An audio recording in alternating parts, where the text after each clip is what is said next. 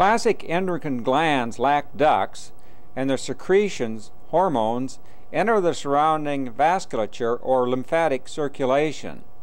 Their component cells present a relatively simple organization into either clumps, follicles, cords, or plates of cells enveloped by delicate vascular connective tissue. The endocrine glands in this particular exercise include the pineal gland, the parathyroid glands, the thyroid gland, the adrenal glands, and the pituitary gland or hypophysis. Learning objectives for the classic endocrine glands in this particular segment. 1. Be able to recognize and describe the histological details of the pineal gland. 2. Be able to recognize and describe the histological details of the parathyroid glands. 3. Be able to recognize and describe the histological details of the thyroid gland, and be able to relate the cytological observations made to the function of this particular organ. 4. Be able to recognize and describe the histological details of the adrenal glands. Be able to describe the vasculature associated with these glands, and be able to relate the histological observations made to the functions of the various subdivisions within these glands. And 5.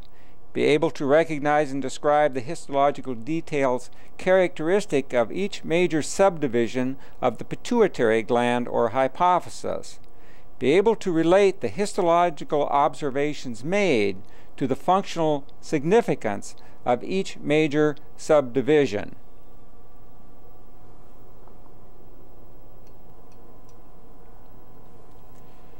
This particular section is a relatively decent sample of a human pineal gland, as seen with the low power objective. Notice that the gland is surrounded or enveloped by a thin connective tissue capsule that is intimately associated with adjacent pial tissue, the inner meninge, as shown here, this vascularized structure that's been pulled off a little bit. Here we can see a little bit of capsule, and of course it's coursing along the external surface of the gland. Here perhaps is a little bit better demonstration of the surrounding capsule. It'll send connective tissue septae that subdivide the gland into these various smaller lobular units. This would be enveloping pial tissue here.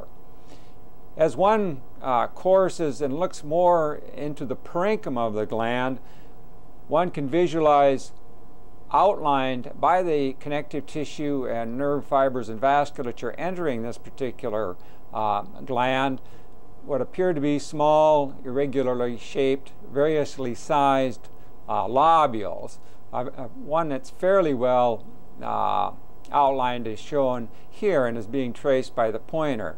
And one can get vague impressions of these elsewhere. These particular structures here is the so-called brain sand or corpora arenacea. This calcium phosphate type of material, this crystalline structure that is in sort of an organic type of a matrix. And as we course around the gland, you can see this histological organization repeats itself once and again, and one can make out these vague lobules that we will see in just a moment is made up of both a cell type known as a pinealocyte and then glial cells as well.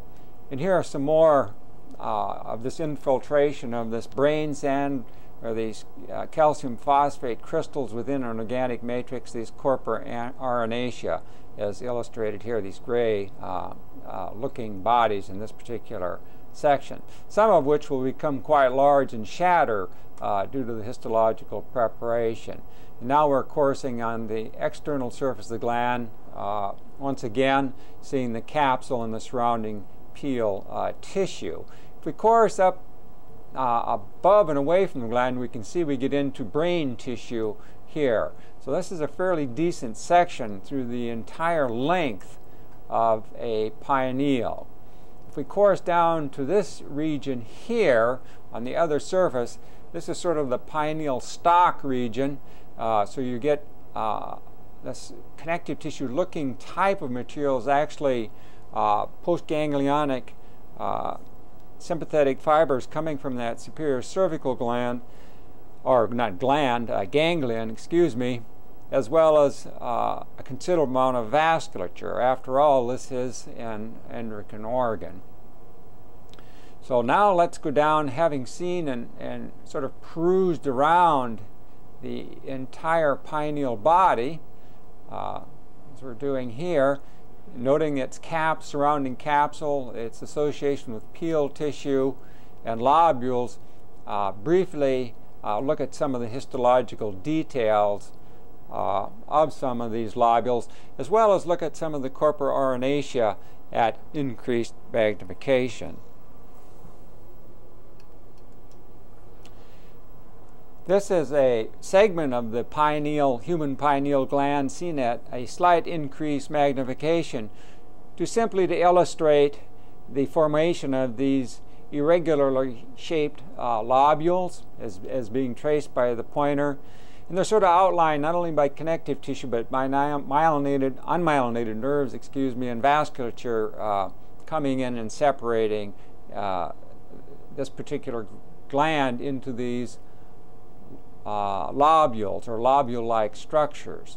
And we shall see in very shortly that these lobules consist of two primary cell types. The most predominant one is the pinealocyte, and then finally supporting glial type cells. And once again, here we're getting into a region, a fairly decent region, that shows the brain sand, these gray-blue crystalline-looking type of structures, the corpora arenacea. So let's look for the details of these cells briefly at a higher magnification. The pineal, human pineal, seen at high-powered magnification, showing the corpora arenacea, these crystalline, homogeneous and irregularly shaped structures as filling the field right now, though scattered within it. These would be the corpora arenacea here. And if we go back to this single lobule here, as indicated by the arrow, one can see the organization of the pinealocytes, these sort of larger, less dense nucleated cells at this location is being traced by the pointer. And you can see these particular cells are sending numerous processes out towards the periphery of this particular lobule. With special staining, we could trace these processes out a considerable distance, and they would sort of end in these club-like endings that were discussed in lecture, or shown, or at least illustrated in lecture. And at this increase in magnification, you can see the repeating nature of the pineal, made up of these irregularly shaped lobules, and the predominant and most numerous cell type being these pinealocytes. Let me see if I can find a little bit better illustration to show individual cells at a slightly higher magnification.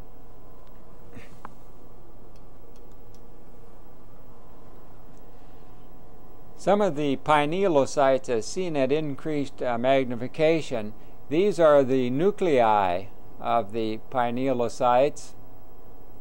And some of these cytoplasmic extensions you can make out are these long processes that are going to this peravascular space. You can see a little few red cells within this capillary lumen, so they're tending to run in that direction towards the vasculature. It's these types of processes then, when one uses special stains, that can be shown to terminate in these bulbous-like types of endings. But nonetheless, these are the processes, as indicated by the arrow, that are extending away from the cell body, which is over here and sort of lined up in a row with these cells of the pinealocytes. Or processes going this way towards that vascular space. And they'll probably send other processes in towards the center of the lobule as well.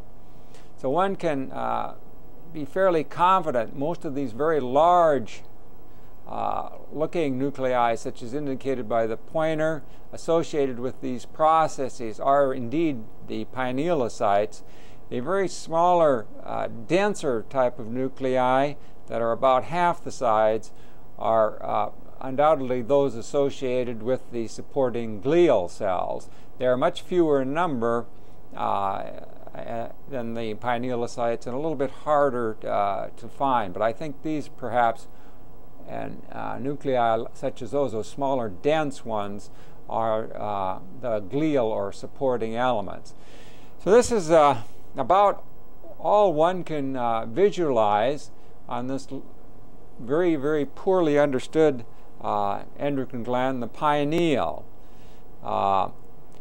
Consists of two cell types, the pinealocyte with its sort of elongated processes that end in those bulb-like endings next to other pinealocytes, or the paravascular space as shown along here. It is supported and nurtured with glial cells, and together those two cell types, the pinealocyte and glial cells, are organized into these lobules, and several lobules make up the gland. Remember, this is a photoendocrine type of gland. It's receiving signals via the retina, sort of from the light, and through a series of neuron chains. The superior cervical ganglion will send postganglionic sympathetic fibers that innervate and control the secretion of this gland. The principal hormone secreted by the pineal in human beings is melatonin. This particular section is representative of a low-powered view of the parathyroid gland. Notice that it does have, in this particular case, perhaps a little thin capsule, and that it's made up of these anastomosing cords or plates of cells without really any apparent organization. You have quite a bit of connective tissue sort of subdividing, breaking up the epithelial component of this particular gland. And one can see, even at this magnification, as one would anticipate, blood vessels of pretty good caliber, as this is a scanning view with the low-powered objective. These are all blood vessels that are permeating this particular gland. So indeed it is a very vascular structure, as one would anticipate it being an endocrine gland. So a characteristic feature of this particular gland is sort of its lack of organization, I guess. A sort of a parenchymus-looking gland from this particular magnification that of course lacks ducts because it is an endocrine organ. Now, interestingly enough, this has to be taken from a fairly young individual, as there's a very little fat or adipose tissue associated with it. The other interesting feature that should be brought to your attention is that even with the scanning mode, in this particular case, one can make out some clusters of these eosinophilic groups of cells. These are undoubtedly oxyophils. We'll have to go down and confirm that, of course. But the bulk of the parathyroid, as one can see, if that is indeed the case, is made up of another cell type, and that should be the chief cell. Here is another sort of clump or nest or accumulation of what appears to be the oxyophil cells. Now, in a parathyroid gland from an older individual, the next numerous cell type to the chief cell, I would guess, would be the adipocyte, because they can constitute a considerable volume of the parathyroid gland. That region of the parathyroid gland that was examined at the scanning mode, showing this cluster of cells here, the majority of which are the oxyophils. The chief cells, of course, are making up the majority of the parathyroid, and this is their appearance. And they're best viewed and examined at a higher magnification. That same region of the parathyroid gland, as seen at a slight increase in magnification or a higher magnification. These cell types here, as indicated by the arrow with the acidophilic cytoplasm, are the oxyophils. Here's one where I can put the tip of the arrow on its nucleus. Its cytoplasm goes about this far. So these are typical oxyophils filled with mitochondria, and hence their eosinophilic staining. Here's another fairly good example of a very typical oxyophils with a round sort of pycnotic nucleus, and one can make out in this case the cytoplasmic boundaries of these fairly large cells. Compare this cell type, that is the oxyophil, with the cell type thought to be secreting the parathyroid hormone of this gland, the chief cell. Sort of a smaller, more vacuolated or empty appearing cell that's making up the majority of this particular gland. The reason it has this vacuolated, sort of empty appearance to it is because it is loaded with glycogen and small fat droplets, and due to processing, these are usually leached out and gives you this sort of empty, vacuolated appearance. But this now is the parenchyma of the parathyroid gland as seen at increased magnification. The majority of cells are indeed the chief cells, these vacuolated empty ones, and scattered within the parenchyma of these chief cells, one will continue to find the oxyophils. Another fairly decent example of an oxyophil is shown here, with a sort of denser pycnotic nucleus and, of course, a characteristic acidophilic cytoplasm, or eosinophilic, however you would like to choose to describe it. Here once again are the oxyophils scattered around within the parenchyma of this particular organ. So once you see this type of an organization, plus the two cell types, the chief cells and in particular the oxyophils, one realizes immediately these are the characteristic features that one is dealing with the parathyroid gland. If this were an older specimen or a specimen from an older individual, then another very prominent cell type that would come into the field would be that of the fat cell or the epidocyte.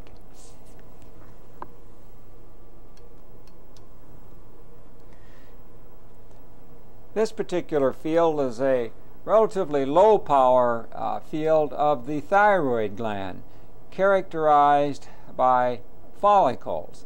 So the substructure of this particular gland, its glandular organization, is not plates or anastomose and cords, but these basketball type structures as seen in section the thyroid follicles. The follicular cells form a single layer of cells that form the wall of the follicle, and the orangish reddish type of material as indicated by the pointer is the colloid within the lumen of these particular follicles. Notice that the follicles vary considerably in size, fairly large one here, and yet you get other smaller looking follicles as well. The thyroid itself is surrounded by a capsule, and you can see the intervening vascularized connective tissue lying between individual follicles. So the thyroid repeats itself over and over again, its substructure, and consists of these follicles of variable size all of which show the same histological makeup. That is, they're round, lined by a single layer of cells that may be variable in height depending on its activity, with intervening connective tissue. Now let's go down and examine one or two of these follicles at increased magnification.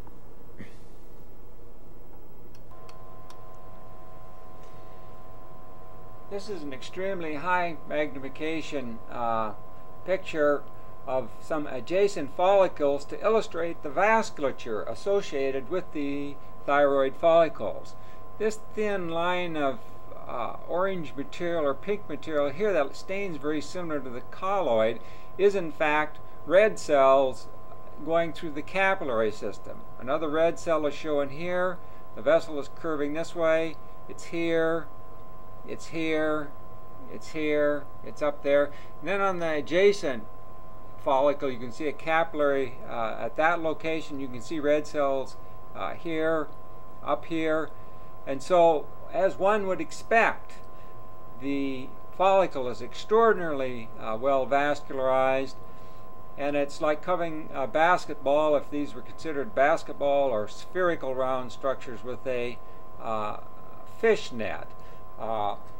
Each cell has access to the blood vascular or lymphatic circulation, so these follicles, thyroid follicles, are completely enveloped by a blood vascular system, as can be illustrated in this particular field quite well. So it'll be associated with all of them. Once again, just to point these vascular elements out, at all capillaries completely enveloping the thyroid follicles.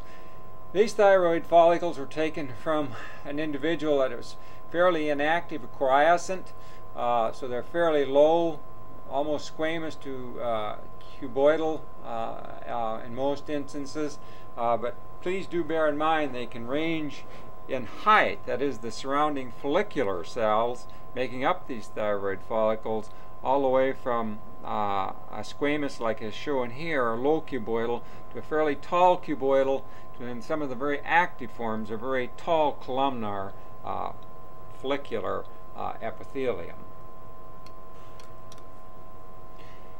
Again, thyroid follicles seen at a relatively low magnification at the edge of the thyroid gland itself, this being the a sort of a thin surrounding capsule. Each one of these, again to repeat, are thyroid follicles, and their wall is formed by the follicular cells, which in this case they're sort of a low cuboidal to almost a squamous type form. Now, searching in between in the intervening interfollicular connective tissue, one should also search for the parafollicular cells, or the C cells, or the light cells. And one can see we just by chance happened on a very large cluster of these parafollicular cells, and as shown at the tip of the pointer. So the cells that line the follicles themselves are referred to as follicular cells. The cells that lie between and around the follicles are parafollicular cells. Oftentimes, more often than not, they do not occur in these clusters or nests, but occur as individuals lying just outside of the follicular wall. And perhaps we'll attempt to find one of those as well for demonstration purposes. But for now, compare the morphology in addition to the position of parafollicular cells with follicular cells. The parafollicular cells are usually quite a bit larger, have this fried egg appearance with a considerable amount of very light staining cytoplasm, hence their name light cell as well. As compared to the follicular lining cells, the nuclei, which are usually more heterochromatic and darker staining in most preparations.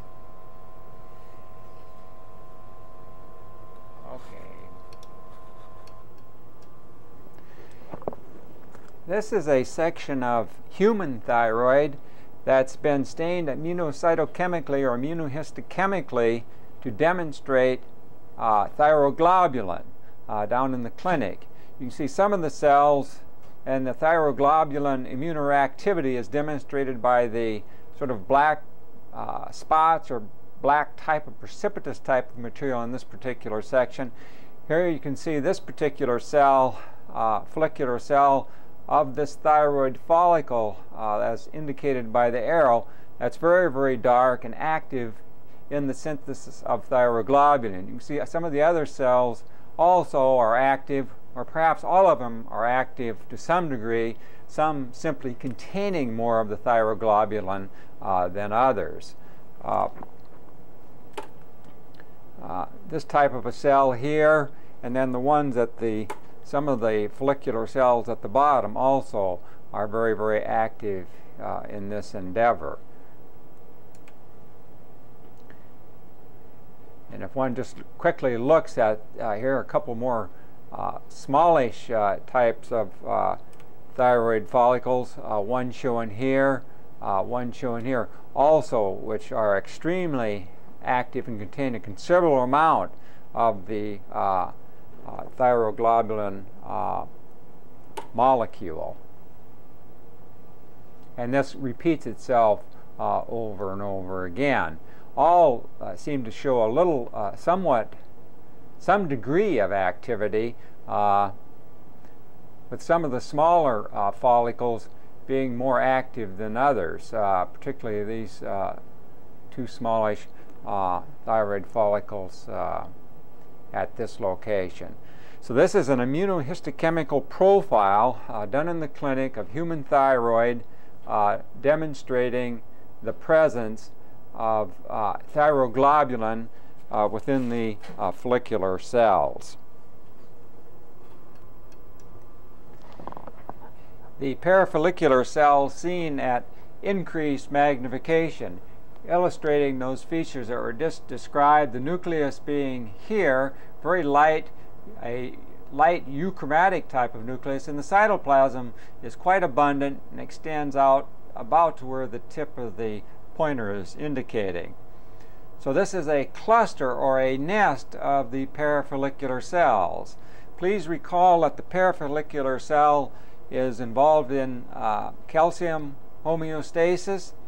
It produces the polypeptide calcitonin or thyrocalcitonin and helps suppress the high levels of calcium ion secretion and acts counter to that of the parathyroid hormone. Both the parathyroid gland and these thyrocalcitonin secreting cells, that is the parafollicular cells, respond and are controlled by, that is their secretion is controlled by the level of calcium ion concentration within the plasma.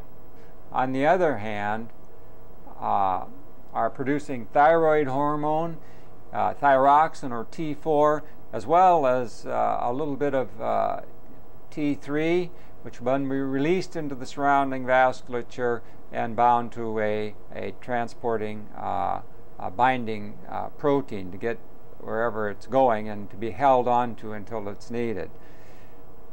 This particular cell is under the secretory control of thyroid stimulating hormone, which is coming from a thyrotroph located in the pituitary gland, one of the basophil cell types. So this is the thyroid gland, and I'm just perusing around looking for a few isolated parafollicular cells. Now that the morphology was easily identified by a chance encounter of one of the larger groups of these particular cells, hoping to find one that's more or less isolated in the tissue, in the wall of the follicle, along the wall of the follicle, I should say, or in the intervening connective tissue, which is their how they're seen most often in human tissue. This particular cell type shown at the tip of the pointer, with its euchromatic appearing nucleus and relatively abundant cytoplasm right here, is a parafollicular cell, and one that is how they're more often times observed or seen, isolated and scattered in the connective tissue between the thyroid follicles rather than occurring in those large nests. You can see its cytoplasm extends down this far.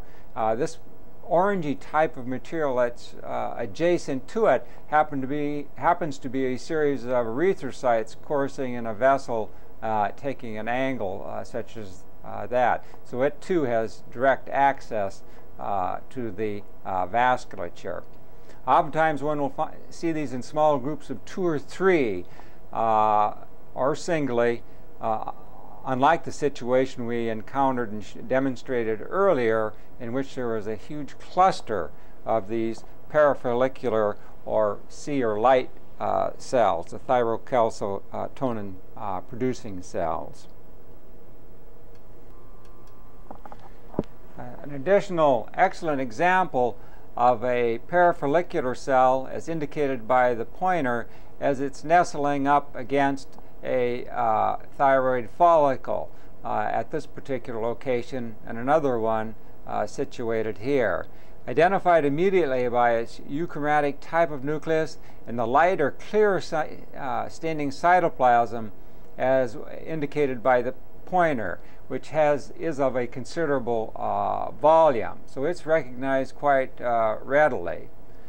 In addition to this particular one, there are 2 or 3 other parafollicular cells at this location, and as indicated by the pointer, adjacent to this particular small follicle. Now this is the more typical situation one will encounter the parafollicular cells, as was mentioned earlier. And here are probably less dramatic a few other examples of the parafollicular cells. They never border the lumen of the follicle, the actual thyroid follicle, but may be sandwiched or nestled up immediately adjacent to the follicle itself. And once again, one can make out the intense vasculature associated with the particular follicle in the upper center point in the field of view, as well as the other follicles as well, as this is an extraordinarily vascular tissue.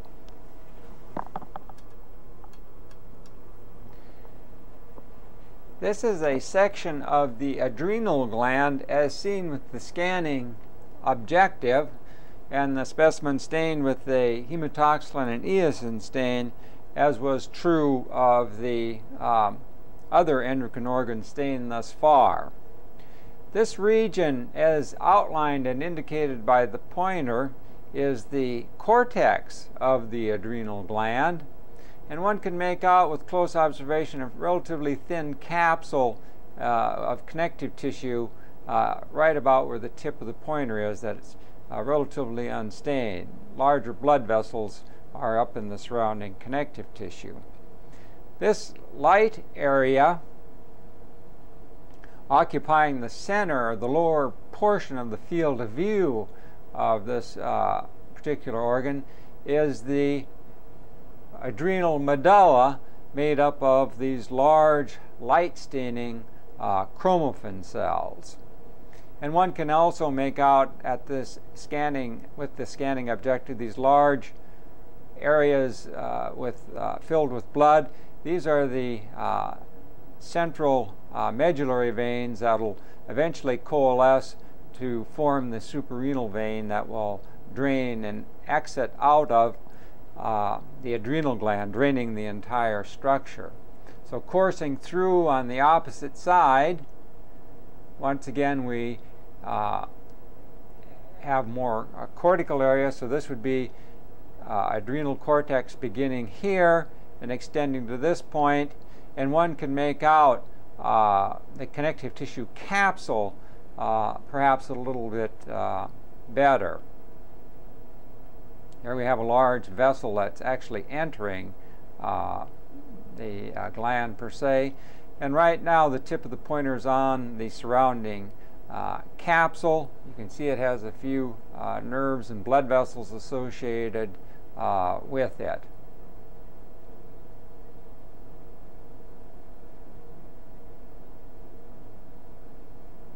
Perhaps the capsule is pulled a little bit off on this particular side.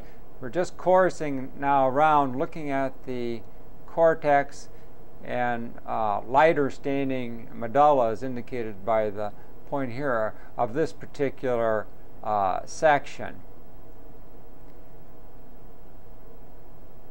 And then, of course, the tissue is cut here, so we're only getting a portion of the entire structure.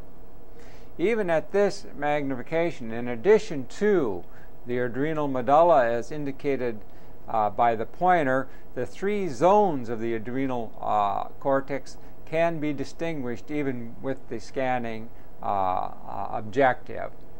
This much thinner layer here, in which the cells are organized into little loops or arcades, that area that lies between the tip of the pointer and the outer capsule, which is here, is the zona glomerulosa. The larger of the zones, which extends from where the tip of the pointer is now indicating to the level shown now, is the zona fasciculata, and that region that lies between the medulla and the zona fasciculata is the zona reticularis.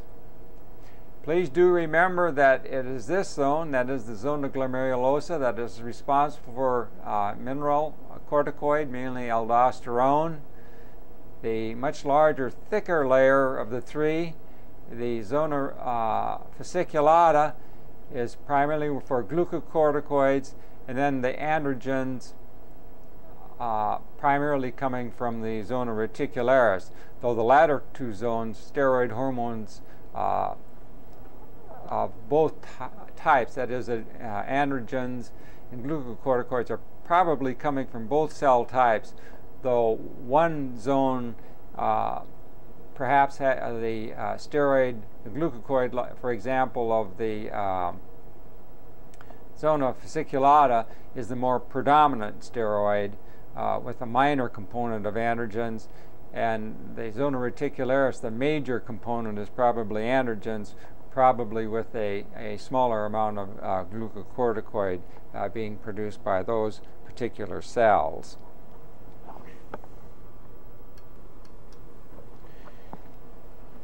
A region of the adrenal cortex showing in greater detail, or at least at higher magnification, the appearance of the zona glomerulosa, organized into arcades or loops of cells which are slightly smaller, that is the cells, than those adrenocortical cells found in the zona fasciculata.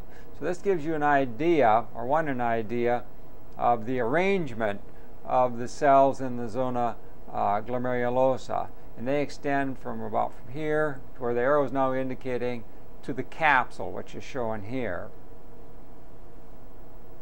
The much larger zone of larger cells, now occupying the entire field of view, and has a more cord-like or appearance, or at least the cells are more organized into more elongated types of cords or structures similar to the hepatic cords, are the cells of the zona fasciculata, and they extend down to about this location.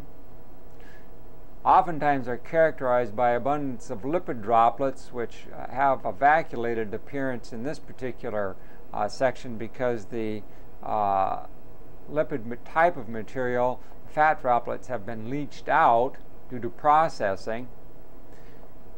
So the zone beneath that, without the lipid droplets, and the cells get slightly smaller and sort of have an anastomosing, more irregular appearance rather than the elongated cords, is the zona reticularis.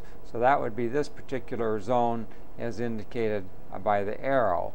And then as we continue to course to the interior of the adrenal, these large light staining cells are the chromaffin cells, or the adrenal medullary cells that are responsible for producing the catecholamines, norepinephrine and epinephrine.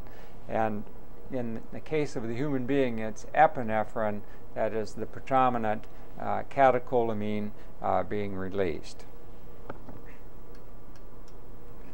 A view of the adrenal medullary cells or chromaffin cells seen at increased magnification. Very light staining cytoplasm, a euchromatic type of nucleus. The entire field is made up of these adrenal medullary cells or chromaffin cells to illustrate those cytological features.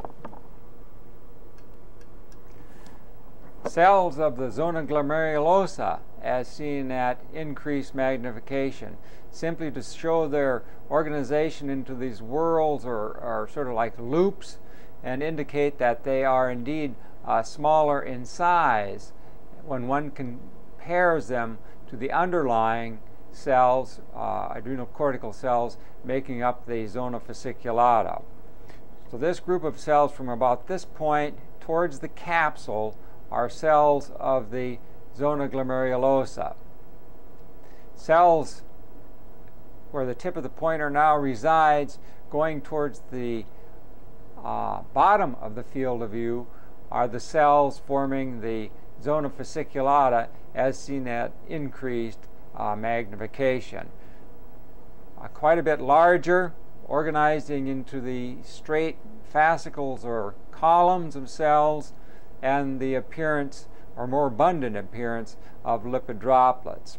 Although it's not illustrated here, please do remember the blood vascular system of this particular organ. These fascicles or cords of cells are separated by sinusoids, a fenestrated type of epithelium, and the blood vasculature is draining from the capsule through the glomerulosa all the way through the cortex, through these sinusoids, and collecting in the medullary veins. So the flow is from the periphery towards the center, towards the medulla, collects in a large central vein, and then exits the adrenal gland through the suprarenal vein. Unfortunately, these features or the vascular elements cannot be demonstrated well on this particular preparation, reasons for which I have no explanation. The vasculature just seems to have collapsed. One can get a hint of that. These are endothelial cells with a few remnants of some red cells going through. Another example is shown here. So it can be seen somewhat, but not how it really should be if we had an excellent preparation for demonstration. These are all cells of the zona fasciculata, and then finally we get down near the medulla. They get smaller once again, are not organized into the straight fascicles, forming an anastomosing network, and this, seen at increased magnification, is typical of the zona reticularis. These particular cells here as indicated by the pointer.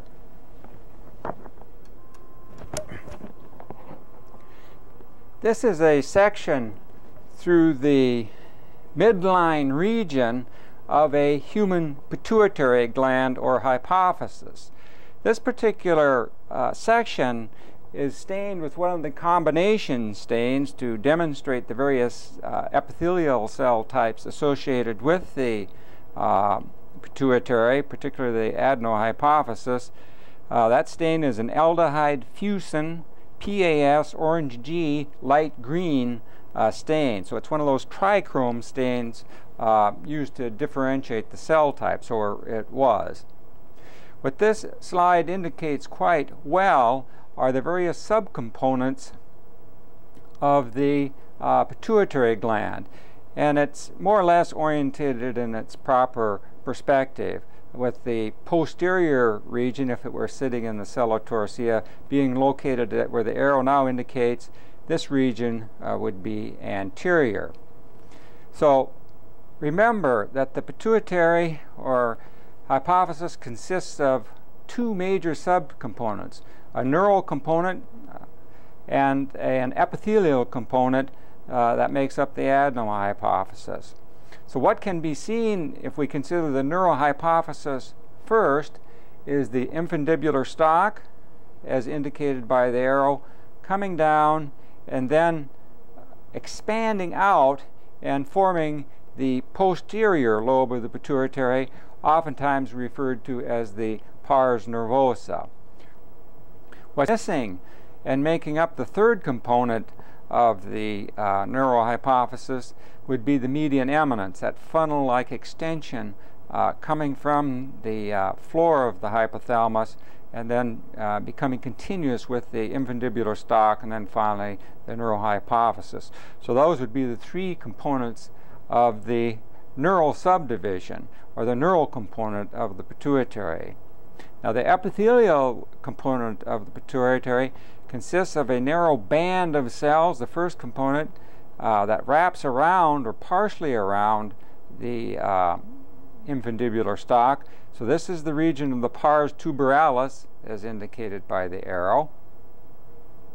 It expands into the major component of the adrenal hypophysis, the anterior lobe of the pituitary, more often referred to as the pars distalis, as indicated by the arrow.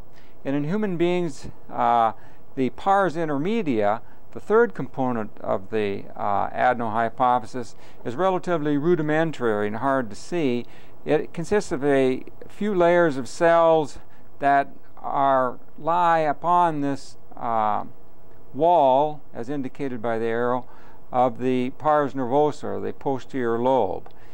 The pars intermedia, that is separated from the pars distalis by a series of cysts, one of which, large one, is indicated by the pointer, that run along this area between the pars nervosa and the pars distalis, and these are thought to be remnants of Rathke's pouch.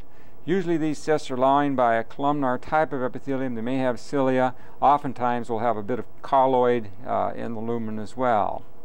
Also demonstrated in this particular preparation, one can see in this scanning picture, is the surrounding encapsulation around the adrenal hypophysis. So this is a low power lengthwise cut through the entire pituitary gland or hypophysis.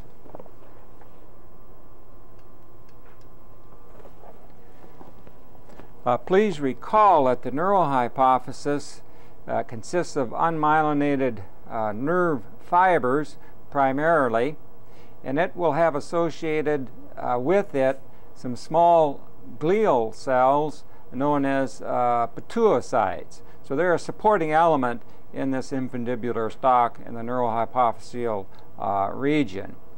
It is in this particular region, in those unmyelinated fiber tracts, that one will look for and find the Herring's bodies. These transport packages that are carrying oxytocin, vasopressin from the paraventricular and supraopic nuclei in the hypothalamic region to this area to be released. They will be complex to the protein neurophysin, which is a transport type of protein. In this particular preparation, because it has a PAS component to it, we should be able to see some of the Herring bodies, hopefully.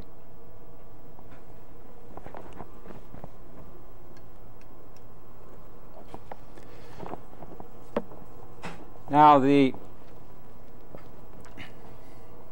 various epithelial cell types forming the pars distalis, or the anterior pituitary region, have a regional distribution and show a variation in number. The lateral regions will contain the greatest number of somatotrophs, while corticotrophs are concentrated in the medial posterior region adjacent to the pars nervosa, the posterior pituitary. Thyrotrophs tend to be concentrated more anteriorly in this central region, with gonadotrophs and mammotrophs are scattered throughout the pars distalis. Now, interestingly, somatotrophs make up about 50% of the epithelial cell types, mammotrophs about 25%, corticotrophs 15 to 20%, and then the gonadotrophs make up about the remaining 10% of those colored chromophil type of cells in the pars distalis.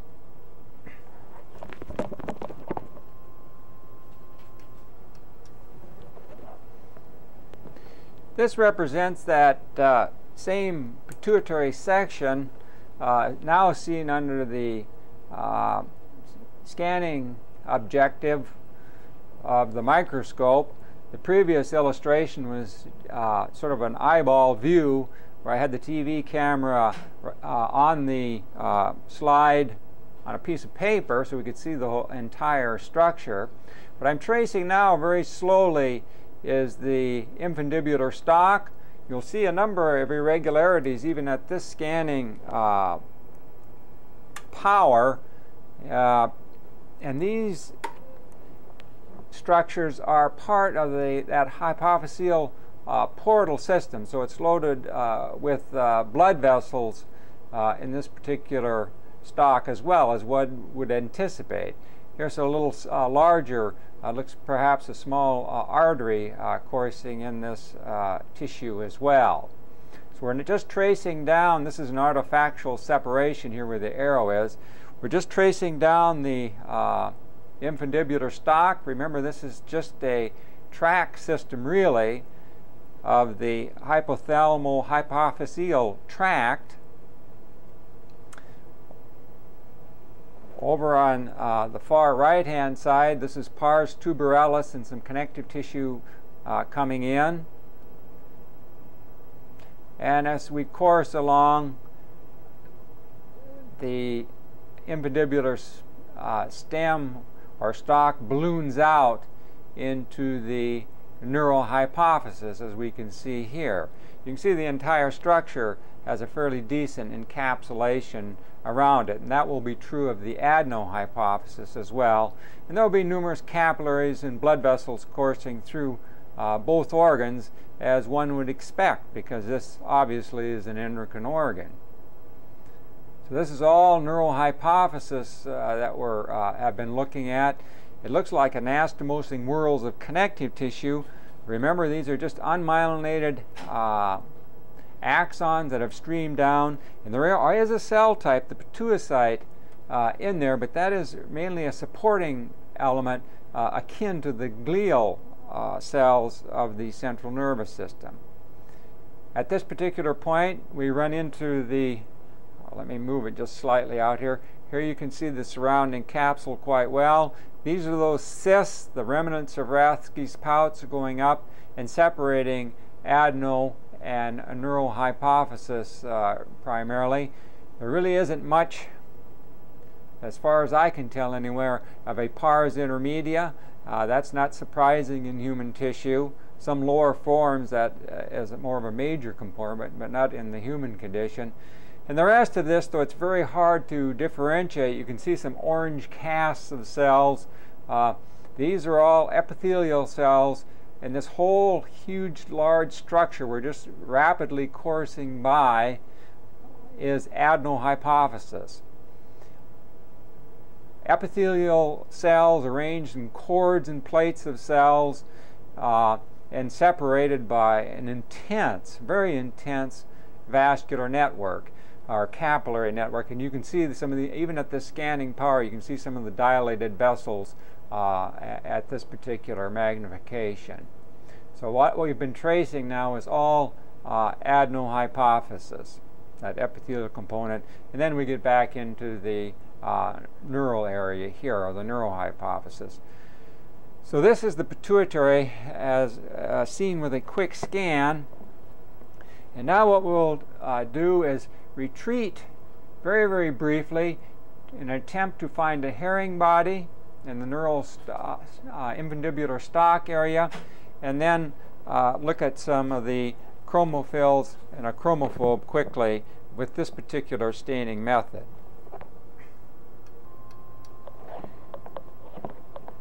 This is an illustration taken at extreme magnification, and off the tip of the arrow I'm trying to illustrate one of the herring bodies, one of the very light staining ones. We have some that are staining much darker, but they simply will not resolve or photograph very well on the system that I'm using.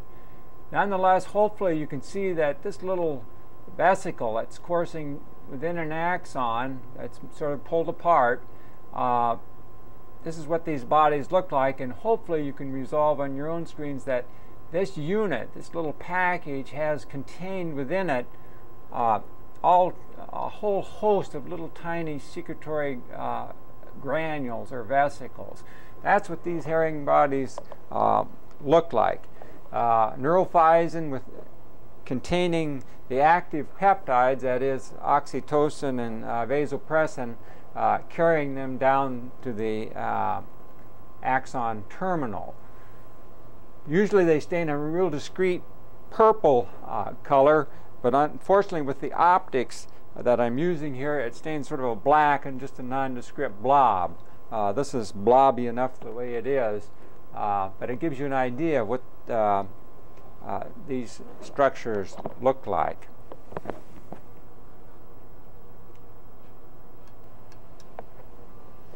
Now this is a section through the adrenal hypophysis once again, or the pars distalis of the adrenal hypophysis, stained with that trichrome section we've looked at, simply to illustrate very briefly basophils, which are staining this blue color, and as indicated by the arrow, there's a whole cluster of them, and here you can see one of these anastomosing cords or plates.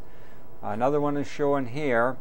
The dark staining cells, that is the granules that are staining this bluish color, are the basophils. The nondescript cells sort of forming a gray, or let's move the field a little bit, either a sort of a nondescript light staining are the chromophobes. There'd be some more down here.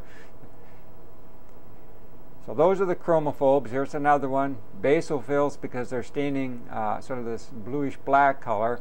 And then if one moves the field a little bit, in this particular area, these are the acidophils that are staining more of an orange reddish color to them. Now this is that trichrome stain that is not available in the lone collection, and we'll illustrate those very, very briefly. But this does show you what the early clinicians were dealing with when they examined pituitaries for the various cell types and looking for different abnormalities. They could very cleverly distinguish by using some of these dyes, basophils, the numbers of them, from chromophobes, from the acidophils, the more reddish orangey type staining cells in this particular preparation. The erythrocytes and the capillaries and vessels passing through here stain a bright orange with this particular preparation. So this gives you an idea of what some of these fancy elaborately stained preparations actually look like, more or less now from a historical point of view, because most modern laboratories now routinely use the antibodies for specific identification of cell types. But once again, here are the chromophobes, a whole host of them. These again would be basophils and maybe a couple of acidophils at this particular location. Now this is a section of the pars distalis or adenohypophysis from the preparation in the loan collection of the student boxes, showing quite crisply on this section acidophils. We can't tell which subcategory, somatotrophs or mammotrophs. We just can only say that these are acidophils. This group of sort of gray looking type of cells rather than blue are the basophils. Once again, one cannot determine whether these are corticotropes, thyrotropes, or gonadotropes. We can only say that they are of the basophil group with this particular hematoxylin and eosin stain. So this gives you an idea of acidophils, basophils in a routine preparation, and then non-stained cells such as the one indicated at the tip of the pointer would be a chromophobe. One of the epithelial cells of the adenohypophysis usually exhausted of granules, and therefore it does not stain. So that was a pretty good cluster of a comparison of acidophils, basophils, and chromophobes from the specimen in the loan collection. Now again, this is another region from the loan collection of the adenohypophysis from a little bit different region at a lower power magnification to emphasize the anatomical structure of the pars distalis, made up of clumps or cords of cells that will contain, that is, the three cell types, acidophils, basophils, or chromophobes. As important as that is, note the vasculature, which is the key to all of the endocrine glands. Notice the intensity of the vasculature. The vessels here are empty, large bore dilated capillaries. This one happens to contain a few erythrocytes. And look at the spacing. This gives one the impression that these cells are almost suspended in their cords and plates in a sea of blood plasma that's flowing through and around these cords, which is indeed the case. A very, very vascular tissue in which, in addition to the cell types, makes the identification of the adenohypophysis fairly straightforward. So it's a very, very vascular structure, and the whole key to understanding the function of the adenohypophysis and its relationship to the neurohypophysis in the hypothalamic region and its connections to the brain is realizing this very, very vascular interconnection between these two subcomponents. And here it shows you the intense nature, if I can use that term, the intense vascular arrangement around these epithelial cords and plates, so characteristic of the pars distalis.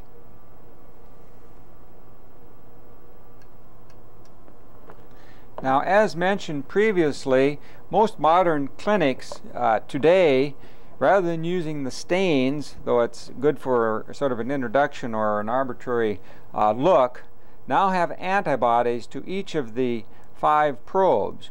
Routinely, University of Missouri hospital and clinics have antibodies that they run routinely on these situations to human growth hormone, thyroid stimulating hormone, ACTH, prolactin, FSH, and LH. So they will actually run those specific antibodies and do an immunohistochemical staining. Now what you see in the field of view here, and I thought it would be of interest to illustrate this, is a section of human pituitary that I got from the clinic that was stained to illustrate immunohistochemically growth hormone. So those epithelial cell types that have this blackish granulation to them, that is the antibodies labeling the actual growth hormone, remember this is one of the most numerous ones, is illustrating that fact, and this is how the immunohistochemistry appears when you examine the slides. So this particular chromophil here, we can definitely say contains growth hormone because it's filled with the labeling that particular peptide. And you can see there are other epithelial cells that don't stain, so they're one of the other types of the trophic cells, those epithelial cells within the pituitary. So this is growth hormone, or the somatotrophs.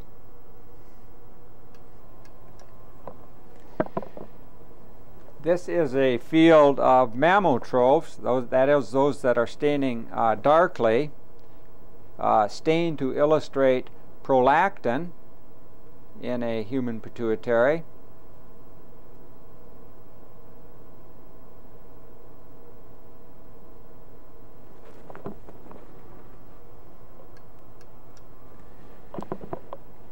This particular field has been stained immunohistochemically to show ACTH. So these are the adrenal corticotrophs, some of the basophils, but are being illustrated here. Note that there are lesser number as compared to the somatotrophs and the mammotrophs, which are by far the most numerous of the epithelial cells of the adenohypophysis. Here we're getting into a little bit denser concentration of the corticotrophs, which are staining brownish black due to the histochemical labeling reaction. A bit of human pituitary once again, stained for FSH, follicle stimulating hormone, and you can see their appearance as brown-black like the other immunohistochemical staining probes. They all look the same. You just have to know the name of the probe in this particular human pituitary. Note too the intense vasculature that's coming in these anastomosing cords and plates. This is showing up quite well in this particular human pituitary. And once again, simply to illustrate immunohistochemically, scattered cells showing the immunohistochemical reaction. So it's a probe directly attaching and marking by an antibody follicle stimulating hormone. And finally, immunohistochemical probe using the same technique to demonstrate LH, luteinizing hormone, and its position within these epithelial cords. Identified once again by the immunohistochemical reaction. So this would be, these would be gonadotrophs, but gonadotrophs containing the LH type of glycoprotein. So with the use of these immunohistochemical probes, one can differentiate between the different types of basophils, that is, those that gonadotrophs, and whether they're FSH or LH producing, the thyrotropes, or the corticotropes. Likewise, the same technique can be used to differentiate between the acidophils, that is, growth hormone or somatotrophs, growth hormone producing cells, or the mammotrophs that are going to be producing prolactin.